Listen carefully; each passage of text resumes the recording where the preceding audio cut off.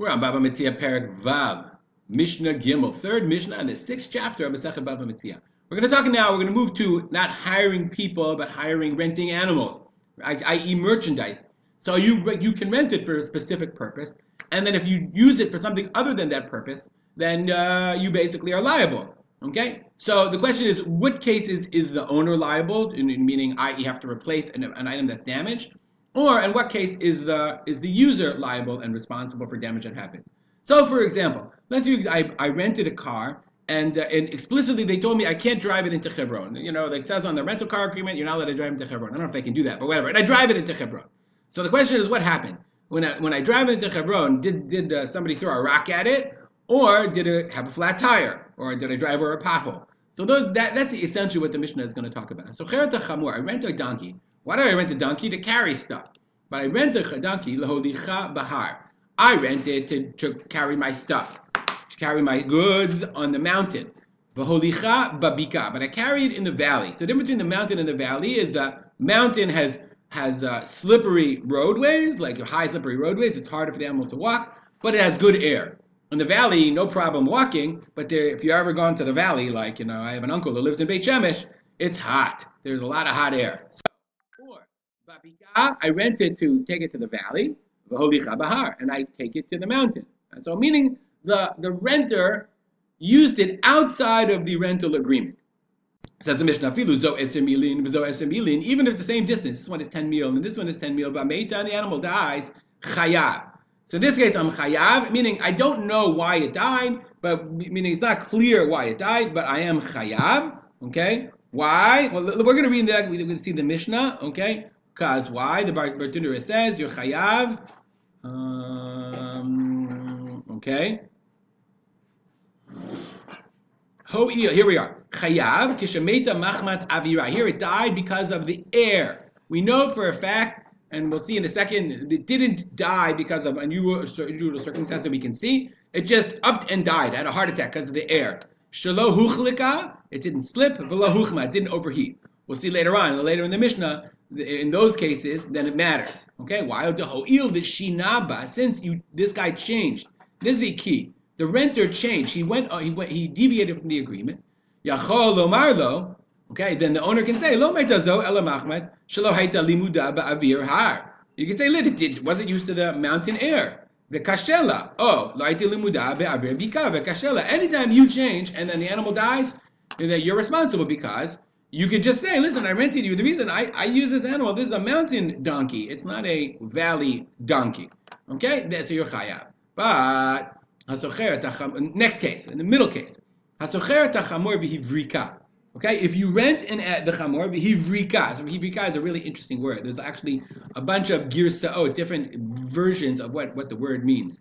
You see the Bartunura, he has the word v'hivdika. Okay? He translates to me nismet. It became blind. Pirush acher, another pirush, hitlu raglea. Its feet became hitlu tolaim. It became like they rotten or like infected.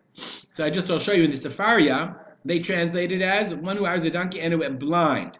Okay, so they just understand that anytime you read a translation, it went blind. Anytime you read a translation is by definition interpretation. But understand here that Bartudur even has a different girsa. He says hivdika. So if you know it, just point out. Here, it says Vihivrika, and the Bartunura says no, Vihivdika. And you often have that. You have different literary versions of the text. And so we translate it as it became blind, because that's the way the Bartunura translates it. Meaning, in this case, so the animal is leadable, okay, or Hivrika.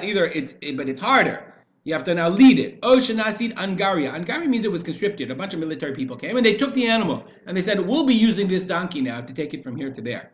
Omer lo haresha chalifanecha. So then the renter, the owner of the animal, he goes back and says, give me another donkey. This donkey's no good. No, he can say haresha chalifanecha. It's yours, sorry, you're stuck with it. You rented it. Use this one. Okay, meaning, let's look at the Bartunura. I think it says, okay, because he rented this animal. Okay, if you rented it, I just want an animal to ride. You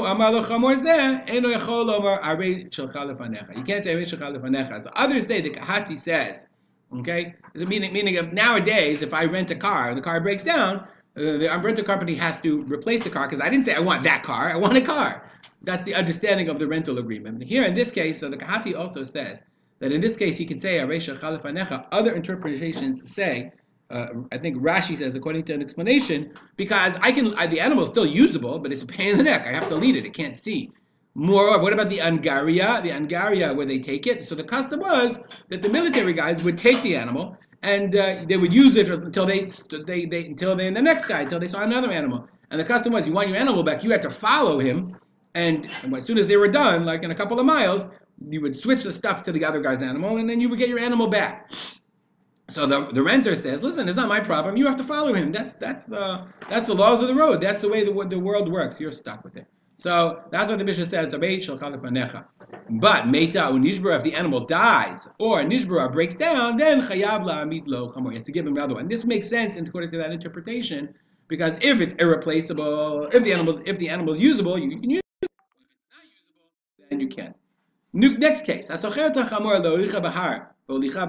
now you rent the animal to take it in the mountain when you took it in the valley.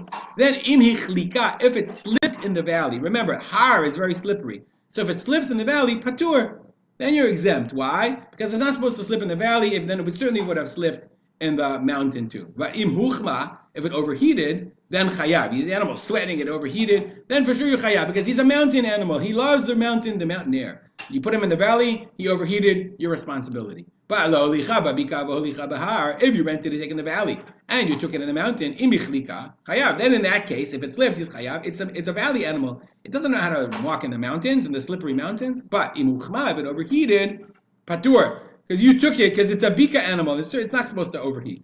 And it's because of the heights. The animal doesn't like going up into terrible heights. Then again, it's a valley animal. Then you're chayav because you're taking it up to the wrong place is what caused the damage. We'll stop here. Dedicate our learning to memory of my father, Rav Simcha B'Yitzchak Kalman. Have a good day.